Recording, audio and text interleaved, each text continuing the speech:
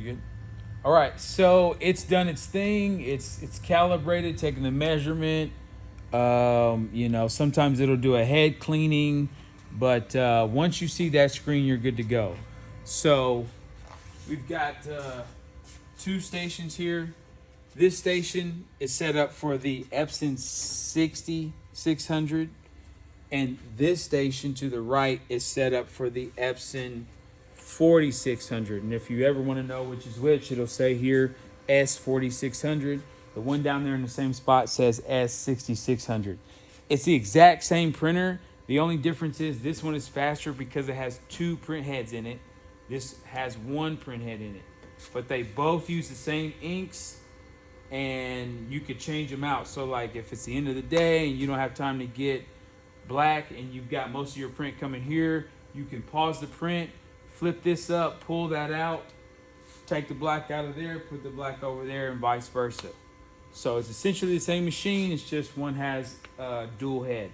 Now, if we're sending a file here, first thing I'm going to do, you got two programs. You got Flexi to set your file up, and then you got the production manager, okay? I keep shortcuts to both of them here. So I'm going to open up Flexi,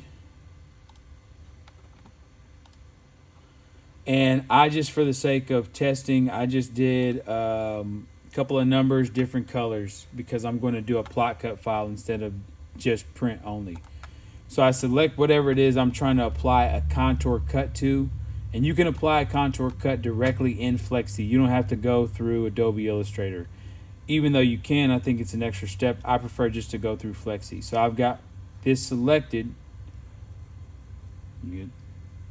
And then I'm going to go to Effects, Contour Cut, and this screen right here is going to pop up where it says Contour.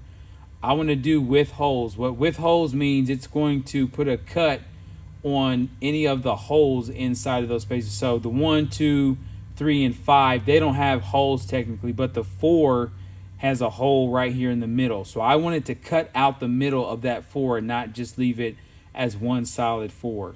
So I'm going to select with holes, but I have to confirm that is what I want. So to confirm that, I'm going to hit apply with the green check mark. Boom. And the way you know it applied is when you go to this printer, not print, you got to go to rip and print. Okay? You select that and you'll see these crop marks that appear around the numbers. That's how you know you successfully applied the cut contour. You have a send mode here in this first screen. If it's selected to any of these other two, hold in list or save to file, it will not go to print on its own.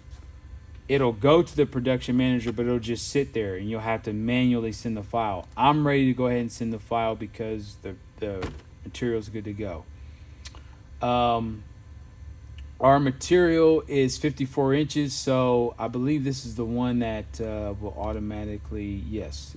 So if you hit the question mark, it's going to load in whatever size the print head measured when you loaded up the material. So it's saying the maximum print width that we have from here to here is 53.76 inches.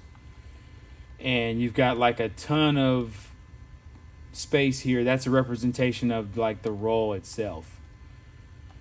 So I like to give a couple of inches off of the bottom of the page feed. So this is what it looks like if it's 0. So that means there's no space at the bottom. I like to give it at least 4. So that means it's 4 inches off the bottom of the page feed, which you will need that for production because you'll need a little bit of extra material and bleed for running it through the plotter, the Graphtec. So we're going to go ahead and send it. Hit send and done. And then we're going to go to Production Manager. That's the only other program. And you can kind of hear the printer starting to warm up. But it pretty much ripped the file. It rips it here and then it sends it up here to print. It's doing it really fast because this is such a small file. And I like to hold all my files, which again, you won't have to worry about that because it's preset in our settings. But Whenever this is done, it stores itself down here until I manually choose to delete it. Because if we have a head strike or there's an issue with the print, the installer, has a mistake with the vinyl, I can go in here and reprint the door or reprint the hood.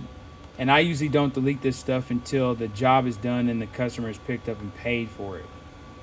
So this is on its way to the printer now. You can hear it. It's just about done. So if you come over here, you can see it printing.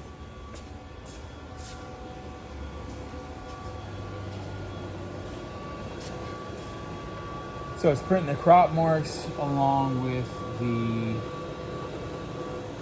numbers.